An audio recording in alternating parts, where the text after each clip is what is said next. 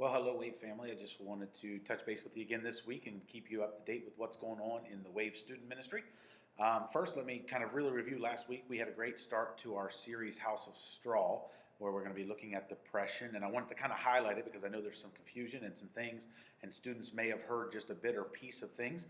But I want to let you know that what we talked about last week was kind of just a big glossary view of depression.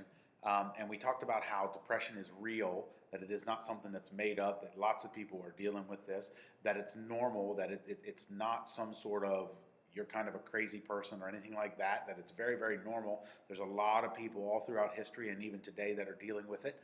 We talked about how it's very, very problematic because it tends to spiral. And if you don't get help, it can cause major problems in your life, and it's very, very problematic, and it can lead and you can spiral. I tell students all the time, left to your own accord, you don't typically spiral towards Jesus. You spiral towards yourself, and that can cause major problems in with depression. And then it's also very, very treatable. You can get help.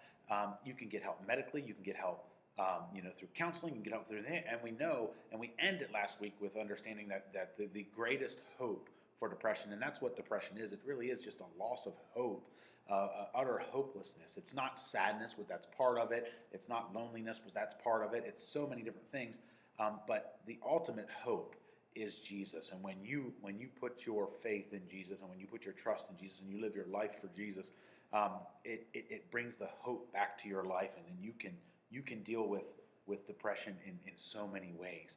I wanted to highlight kind of what's coming up this week. Lisa Martin is helping and doing a fantastic job with this, and she's going to be talking about what it is. And as a counselor, she's going to be talking about what is clinical depression, what are the symptoms, what are the 10 or 12 or whatever many things there is that they look for in depression, and how do they know if someone is actually depressed, or if they're just sad, or if they're just lonely, or if they're dealing with all these kinds of things. There are definitely ways to do it, and I think a lot of students might be confused that maybe they aren't depressed, they're dealing with something else, but they call it depression. And so we want to make sure we clear that up. And then we're going to take a look at one of the greatest prophets in the Bible. We're going to take a look at Elijah, and we're going to be really looking into how he spent moments of his life dealing with depression, and it's an amazing story because it wasn't based on sin, and it wasn't based on all those kinds of things, but he dealt with it. And we're going to look at that and see how you do it, because when we think of Elijah, we don't think of depression. It's not a life sentence. It's not something you can deal with.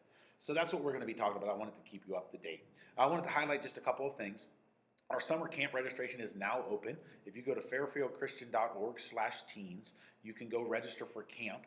Cost of camp is $450 right now, but we have started our fundraisers. We started our wall of donations, which is up in the foyer. It is a chance for our church to give back, and last year we raised a great amount of money, and we've already started fundraising for our golf outing through donations and sponsors and silent auction items and things like that. And if you missed the meeting on Sunday, you get a hold of me. You can email me or call the church here, and we'll get you the information.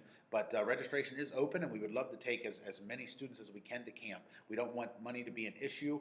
We did amazing last year with our fundraising. Everybody paid $100 or less to go to camp, and so we want to do that. Also want to talk to you really quickly about our new seating arrangement that we're trying to raise money for. Down here in the underground, we have kind of outgrown our seating arrangement. Right now we're using big round tables and things like that, and our student ministry has grown to the point where not everybody can fit around those tables. But we don't want to go away from tables. We want to go and go to rows, because that's just not as intimate, not as personal. We want to kind of do that. So we're trying to raise money, and you can help. We want to come to you first as parents of the youth and see where you can invest.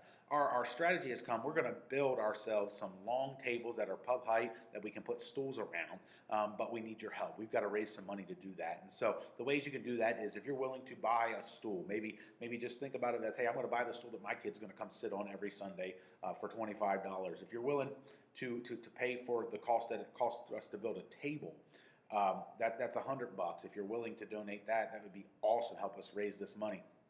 If you say, you know what, God's really blessed me financially and I can afford to do both. If you're willing to buy a table and the 12 stools that are going to go around it, we're looking at $400. If you're willing to do that, if you'll just reach out to me and we'll get it done. We want to continue to create an environment. By doing that, we're going to be able to put well over 100 students down here in the underground and continue to grow from the 70 we had this week on up into the hundreds. God is doing amazing things here at the Wave Student Ministry and at Fairfield Christian Church, and we're so thrilled that you guys are a part of it. I know the video is a little bit longer today, but I wanted to take the chance to make sure you guys got all the information. We will see you Sunday. Have a great day. Bye.